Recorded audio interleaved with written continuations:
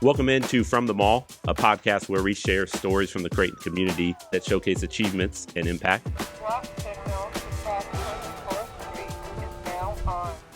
I'm your host, John Niatawa. On today's episode, we're spotlighting one of Creighton's signature summer abroad programs, Nuremberg to the Hague. The program, which started in 2011, takes Creighton students to Europe for an in-depth study of the Holocaust and international war crimes. Students visit historical sites, meet with criminal justice experts, and learn about the trials that convicted Nazi officials.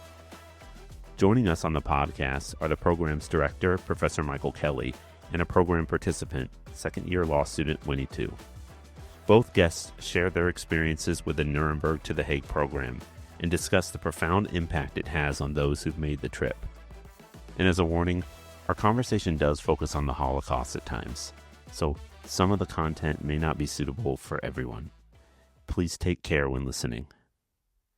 We start with a question to Professor Kelly about students stepping inside the courtrooms and camps for the first time, when students actually stand in the same physical spaces where tragic events unfolded. I asked him, what is it about that experience that changes how students understand the past? Well, history has a weight to it. And you can't really appreciate that weight or feel that weight unless you're in the context of where it happened, I think.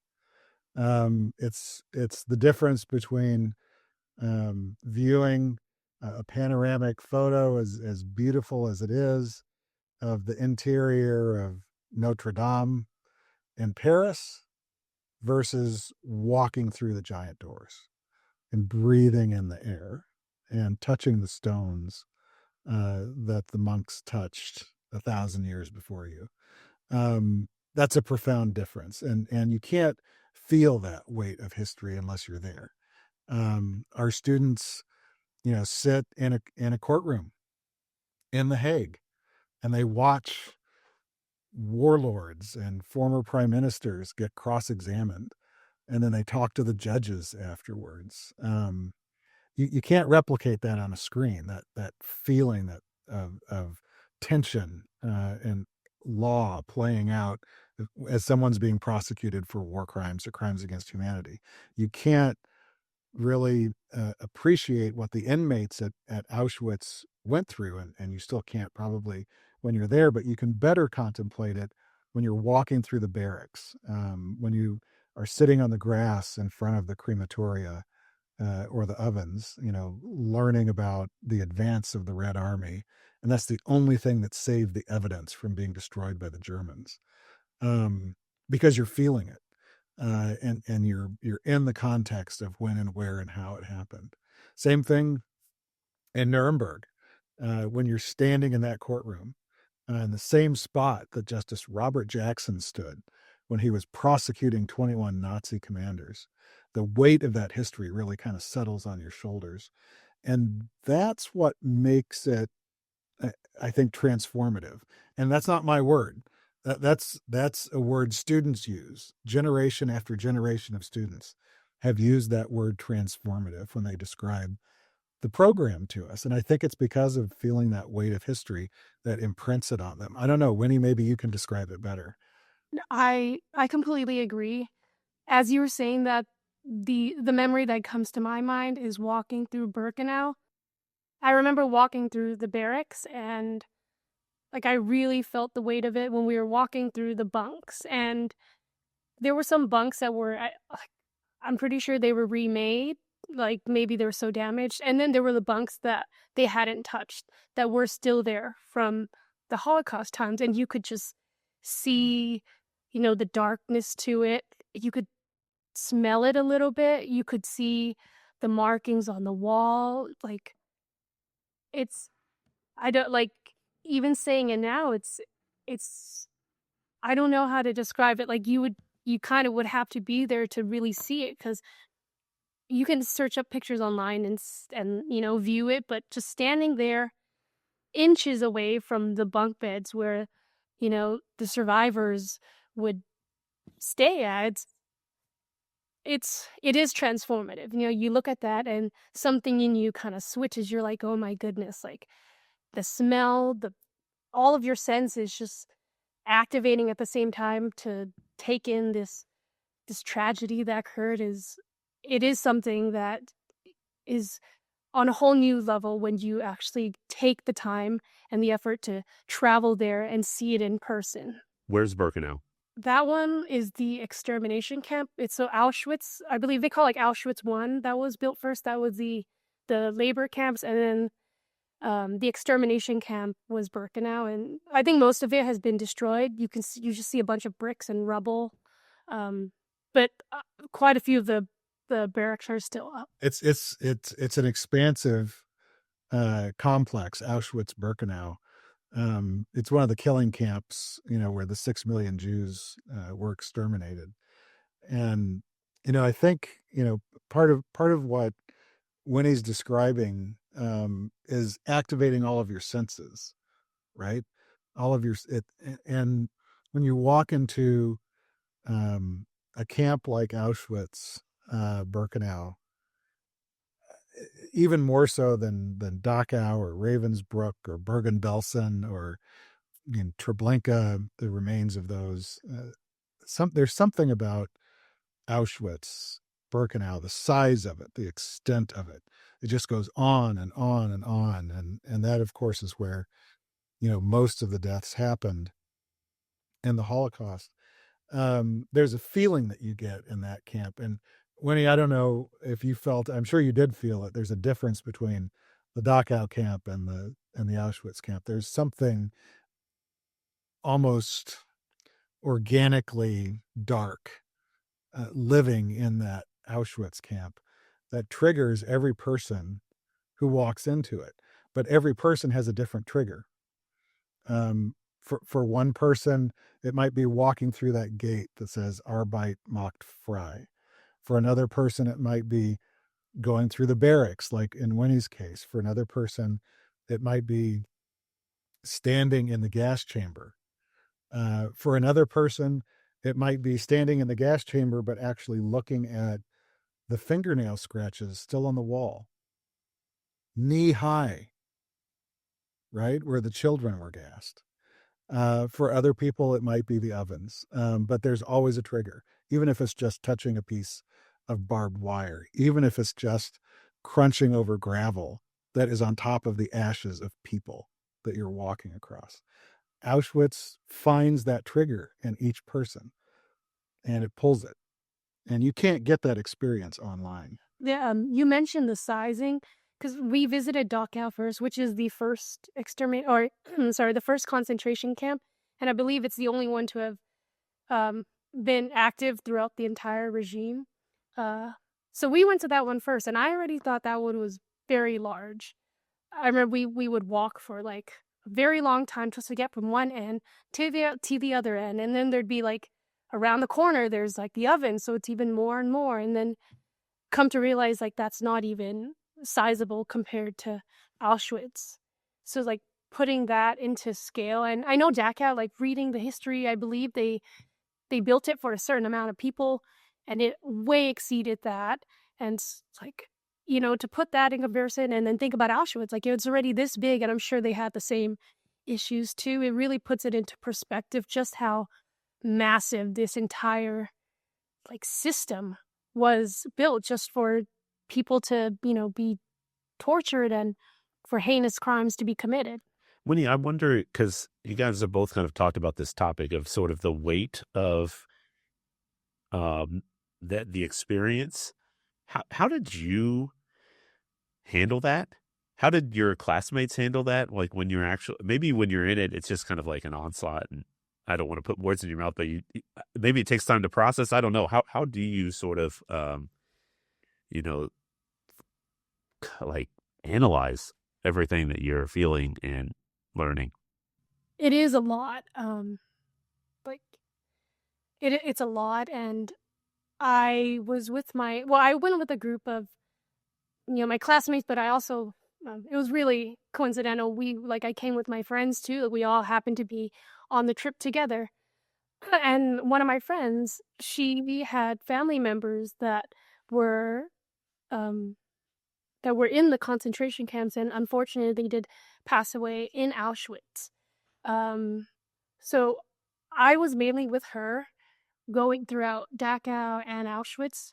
Well, Auschwitz, everyone was together, but Dachau, like walking around, and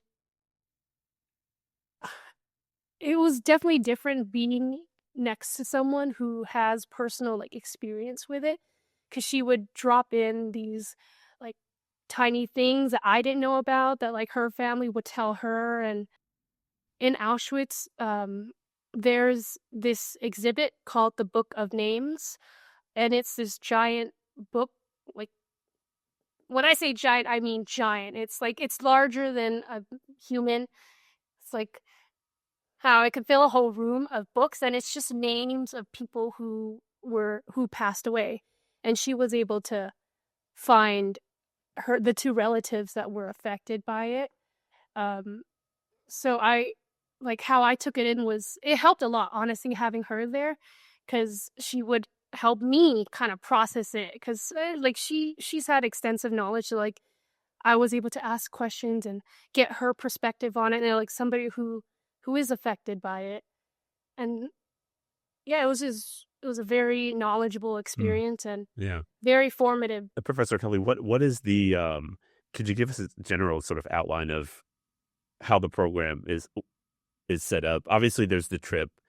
How much preparation do students do beforehand? How much reflection?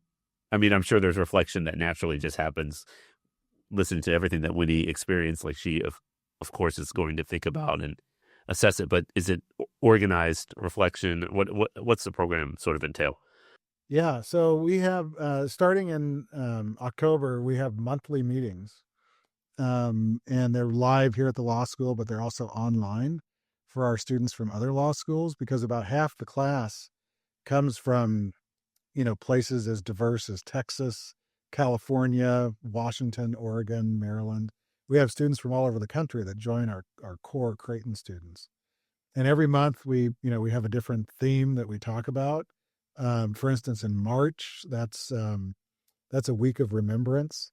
And so the Institute for Holocaust Education at the Jewish Community Center here in Omaha, which is a partner for us in this program, they come and they bring either a survivor or, what's more the case now, a child of a survivor, to share their parents' story and talk to the students about internment and World War II and the Holocaust and all of that. While in other sessions we're talking to them about the law and how the law has evolved because of that. Um, and so there's a lot of prep ramping up before we depart. And then when we're there, obviously the faculty are engaging with the students throughout the program. But the IHE sends its executive director, Scott Litkey, for the 4-day immersion in Krakow and the Jewish ghetto and Auschwitz and the Oscar Schindler factory and all of the things that are going on in that Holocaust immersion experience. And he goes through all of it with them, and he's a resource for them. He does an organized reflection for the class afterwards, but there's a lot of individual one-on-ones with Scott because he's trained to help with the human side of what our students are experiencing, whereas the professors are trained to deal with the law side. And so it's kind of a holistic approach to, for instance, Winnye as a person, right? She's an aspiring law student. Yes, she's looking at things, with the eyes of collecting evidence and building a case and all the things that we train her to do. But she's also Winnye. She's a person. She's been traumatized a little bit by some of this experience. And so she needs people to talk to too. Anything else, Winnye, that, I mean, a lot that we've already discussed, but what other things have you talked to maybe friends who didn't go on the trip who asked you what it was like, or family or parents who asked you, what did you take away? What do you tell them? Like my parents, they came with me before this Nuremberg trip. We all went to Europe, and we did kind of a whole tour. Like we also went to Berlin, we went to Poland. I took them on a tour to the classrooms where we'd go.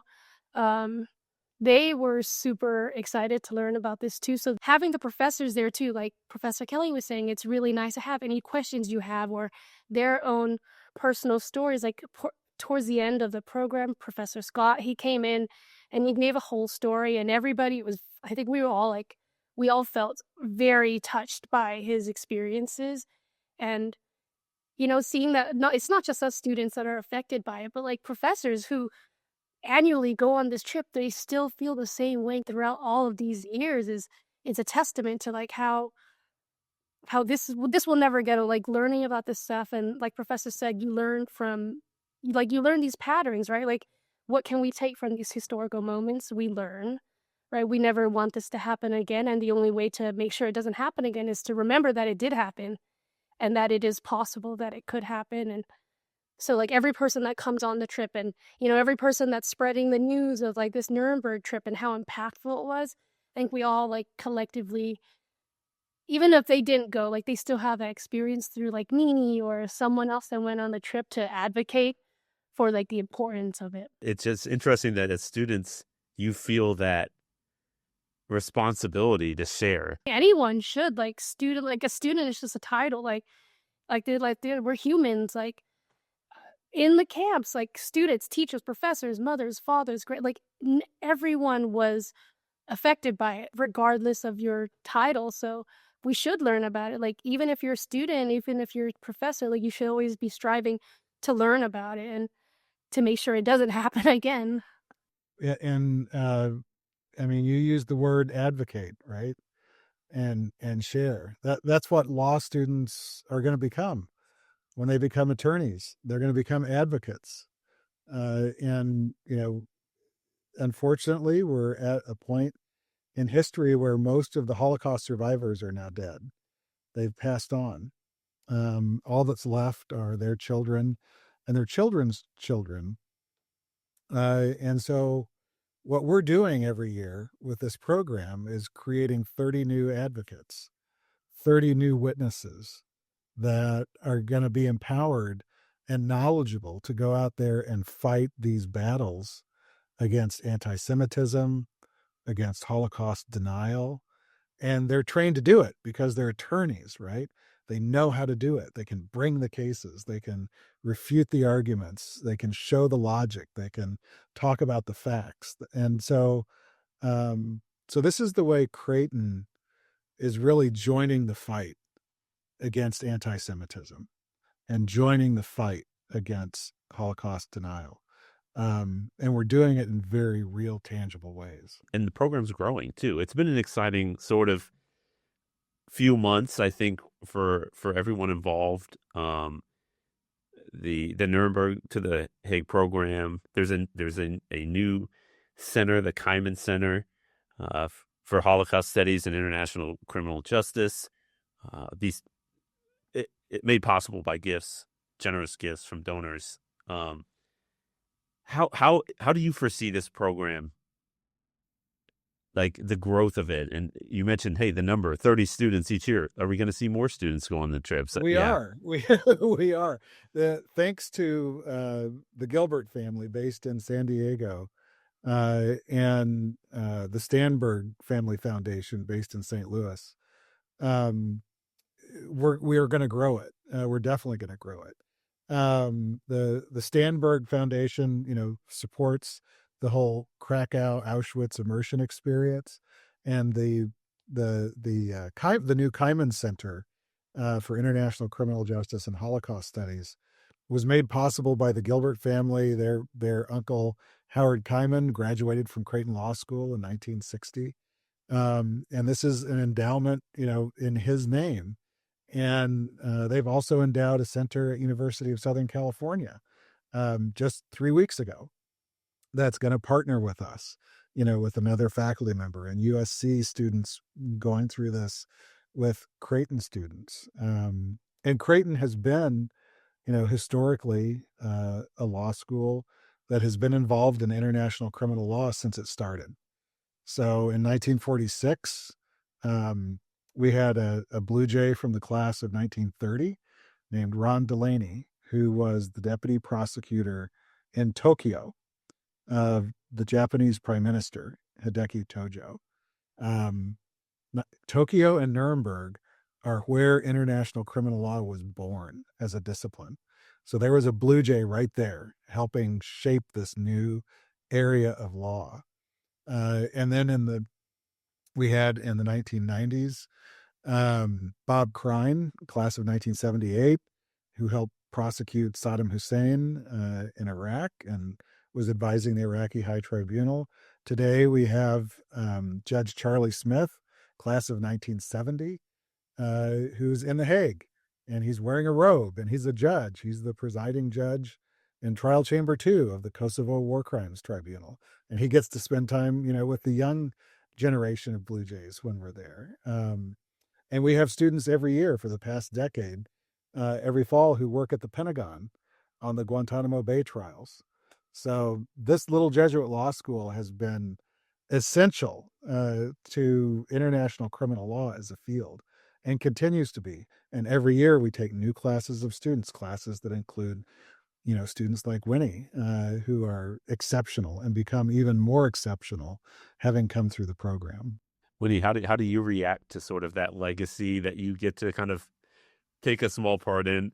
I've only gone through like a year of Creighton, but I didn't know just the extent of how like integrated Creighton is. And obviously that's a huge good surprise. The more I learn about Creighton, the more there is to it. Like there's just more and more history that I don't know about Creighton, but I am like happy to learn, because it's like, oh, I didn't have like a little law school in the Midwest in Omaha, Nebraska had such a huge impact, and I get to go there, and I get to benefit from it because I hopefully I give back too, right? Like in the future, like I hope to also make an impact on people's lives and give back to the community that has given me so much and has given me a platform to be able to speak on and learn and just, further my law school career into ways that I didn't even imagine. And you're still in school now, so I don't know if I remember from being a student, I never had it mapped out. You just figure it out after you graduate. But has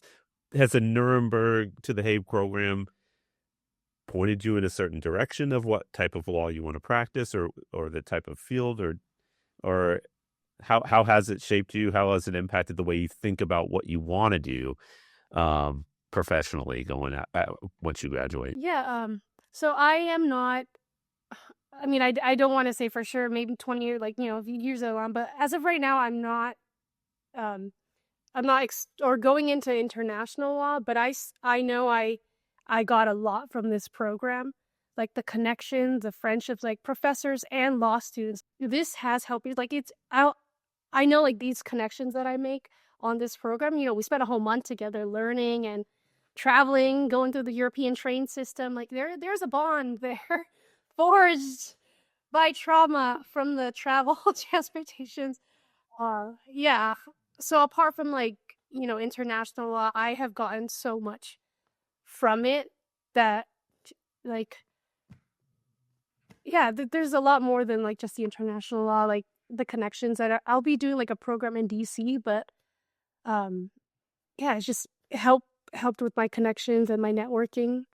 I'm sure you've seen that, Professor Kelly, where programs like these that Creighton allows sort of this hands-on experience, this learning experience that maybe it doesn't exactly relate to their major or maybe their career choice, but wow, does it really shape their perspective? And I'm talking about students like Winnye, your perspective and who you are going to become professionally and how you go about trying to make the world a better place. Yeah, so. This all fits in, I think, with Father Hendrickson's vision of Creighton producing global citizens. And at the end of the day, it doesn't matter so much whether you're a dentist or a doctor or a nurse or a lawyer or a biologist or a chemist or whatever. If you're a global citizen, you've elevated your consciousness to understand what's going on in the world around you and do whatever you can in your little piece of it to make it better for people. Because at the end of the day, that's the Jesuit mission. How do we make life better for people? And if you can always answer that question, then you're living the mission. Thanks again for listening to this episode of From the Mall. We hope you enjoyed it, and we can't wait to see you again next time.